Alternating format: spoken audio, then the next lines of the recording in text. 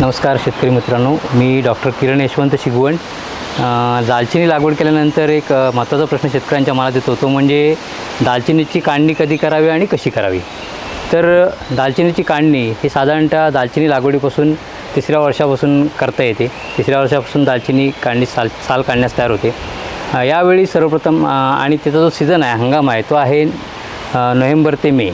कारण ह्या कालावधीतच त्या झाडामधील जो आंतरप्रवाह असतो, आंतरप्रवाही स्त्राव असतो, तो वेगाने वाहत असतो आणि अशा वेळी आपण दालचिनीची सहजरित्या साल ही सहज काढू शकतो। परंतु ही साल काढण्यापूर्वी त्या झाडावरची साल सहज निघते की नाही हे पाहण्याकरता आपल्याला चाचणी घेणे अत्यंत आवश्यक असतं।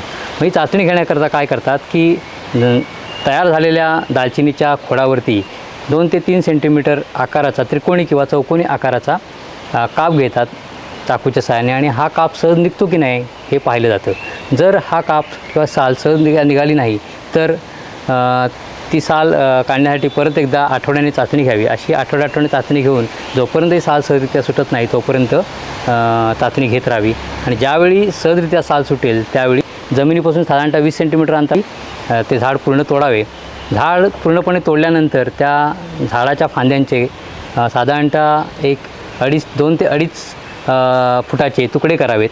हे तुकडे केल्यानंतर त्याची जी वरची खडबडीत साल असते ती खडबडीत साल चाकूच्या सहाय्याने हलक्या हाताने पॉलिश करून घ्यावी। हलक्यावरती विरुद्ध दिशेला साधारणतः 1.5 ते 2 सेंटीमीटर रुंदीचे चाकूच्या सहाय्याने काप घ्यावेत आणि मग साल सहजरित्या सोडून घ्यावी।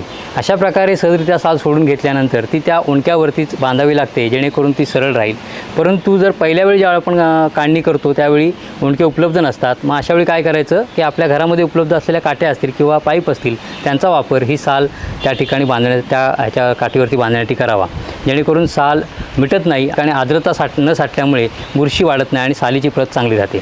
अशा प्रकारे काठीवरती ही साल बांधल्यानंतर ह्या काट्या त्या सावलीच्या रूममध्ये ह्या काट्या ठेवाव्यात आणि साल सुकून घ्यावी। अशा प्रकारे साधारणतः 5 ते 6 दिवसामध्ये ही साल पूर्णपणे वाळते। अशी ही वाळलेली साल त्यानंतर काठीपासून वेगळी करायची आणि ही वेगळी केलेली साल जी आहे ती त्यानंतर एक 15 ते 20 मिनिटाकरता उन्हामध्ये वाळवून डब्यामध्ये हवा बंद करावी। तर अशा प्रकारे दालचिनीची साल ही काढली जाते।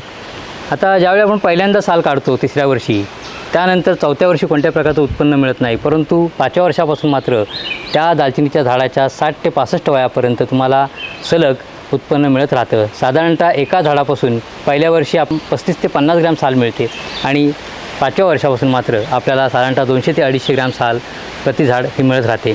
आता ही झाड कट केल्यानंतर त्याला असंख्य धुमारे फुटतात आणि हे जे धुमारे आहेत ते परिपक्व होण्यासाठी किंवा साल काढण्यायोग्य होण्यासाठी आणखीन 1 वर्षाचा कालावधी लागतो। म्हणजे तिसऱ्या वर्षी साल काढल्यानंतर 5व्या वर्षी आपल्याला परत एकदा साल काढण्यास हे धुमारे तयार होतात।